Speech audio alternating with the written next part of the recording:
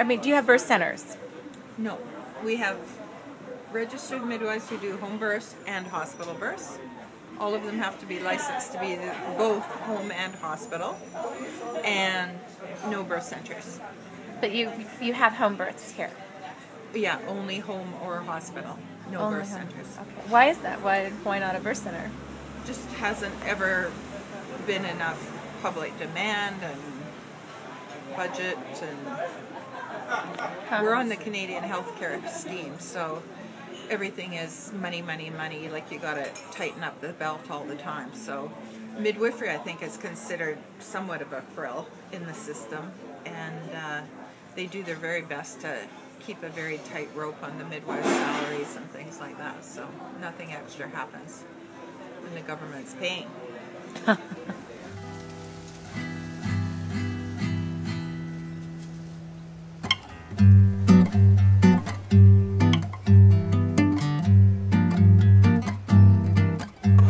So here in Vancouver, do y'all use misoprostol or Cytotec? We use no. They do use the Cytotec and the Miso for stillbirth to induce for stills, and also for abortions.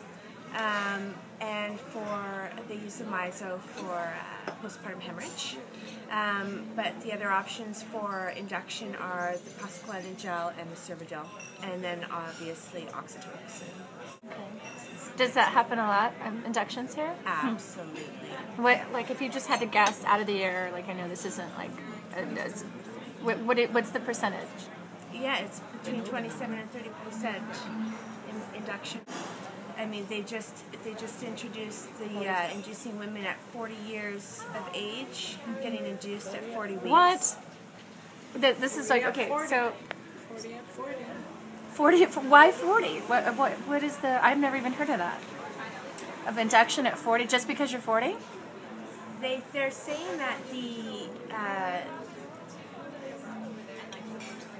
increase, the one study that has been done of the chances of a stillbirth or loss happens at 40 weeks, and it's just, there's a huge jump, and so they'd rather induce to reduce that number.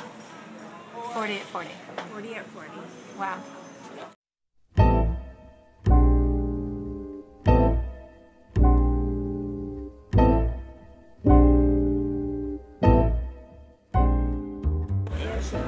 A midwife before registration, how much do they truly change when registration occurs? Because are we looking at that for doulas?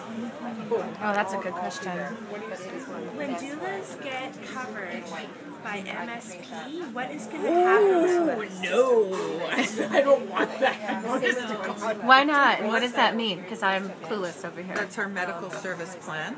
Okay. And so the doulas are applying to get paid for their services on the medical service plan. And the funny thing is that you never used to hear about a doula at a home birth because everybody was just a student midwife. And you were so happy to go to a home birth with a midwife that nobody ever got paid or ever thought about it. Like, it would just be heaven to go to a home birth with a midwife. And the midwives did all the work that the doulas do. They rubbed people's backs and they cleaned the house and they brought the pool. But the minute they regulated, then midwives started thinking, well, I'm getting paid by the government, and the government doesn't pay a doctor to clean the house or to make food for the couple or do the laundry. I'm not doing that anymore because I am special. And that was the end of it. Then everybody had to hire a doula. The whole point of it was that poor people would be able to access midwifery. But no, it's just another paid provider.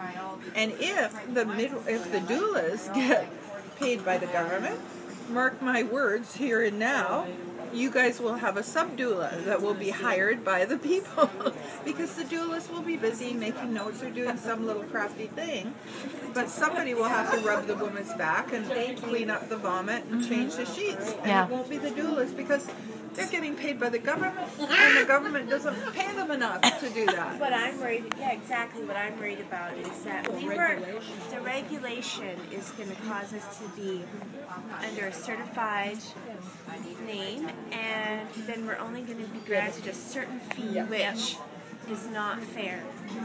You know, we work really, really hard to be paid $500 or less for a birth when we're doing the amount of work that we're doing.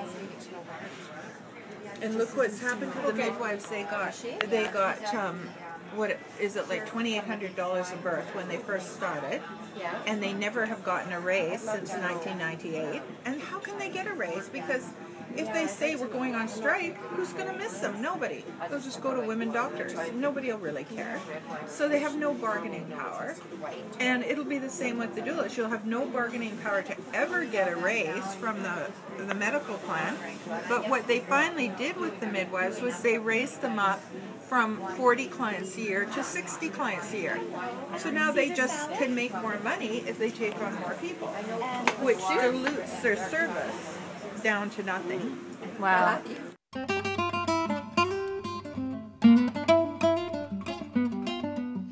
So, do you feel like you guys are better off here than, say, folks in the States? We have more choices. The women in British Columbia have more choices than the women in the United States. We have access to home birth. We have access to midwifery. Midwifery is legal. So a woman who chooses to have a midwife can choose to have, she's not going to be penalized for that choice. She's not going to be penalized for choosing to have a home birth.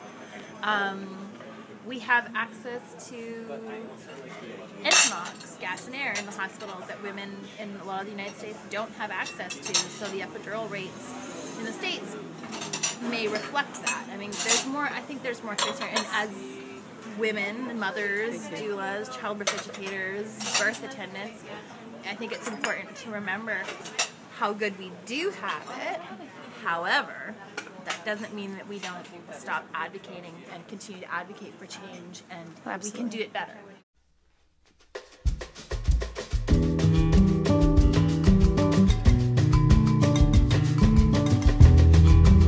Wait, so in the United States, mom goes into the hospital, she goes into triage, and then they put her in a room and they put the headlock on, or hopefully, or they give her an IV and she gets in the bed and they put her on the monitors, and that's how we do it. How do you do it here?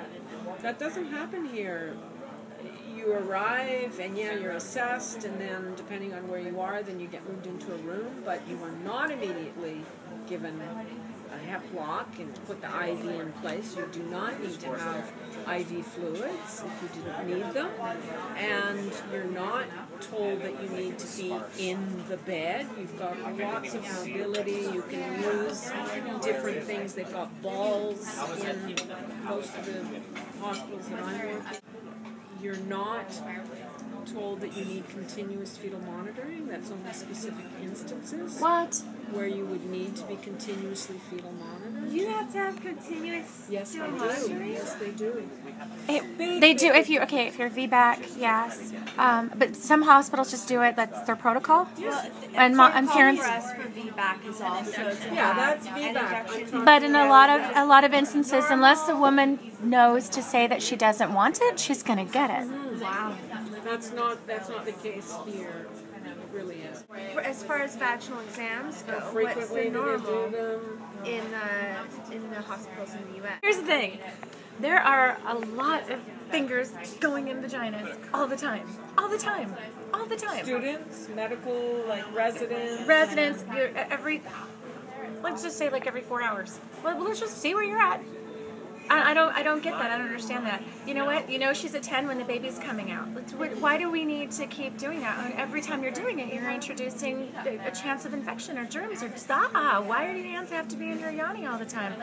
I don't understand. So you guys don't do vaginal checks a lot here?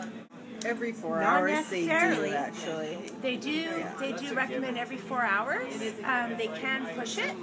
But obstetricians will do every 2 hours. Yeah. So you do that here too?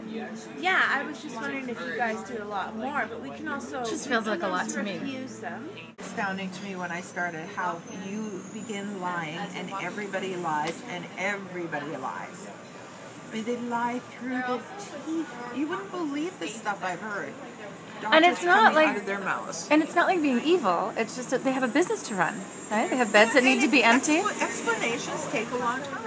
Vancouver, what's the C-section rate like here? It's exactly the same as the States. It's 30%. 30%. Okay. So there's nothing different about that. So it's going to be the same things over and over again here. And what about the VBAC rates? Is it easy to VBAC here? Very poor rates. For VBAC? We just actually got a group of statistics, and it depends on the hospital. Some hospitals are better than others, but it's not great.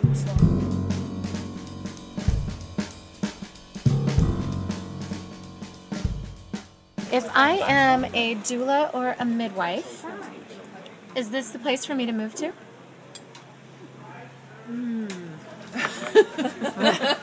Every morning I wake up and think, I'm moving to Cape Breton Island.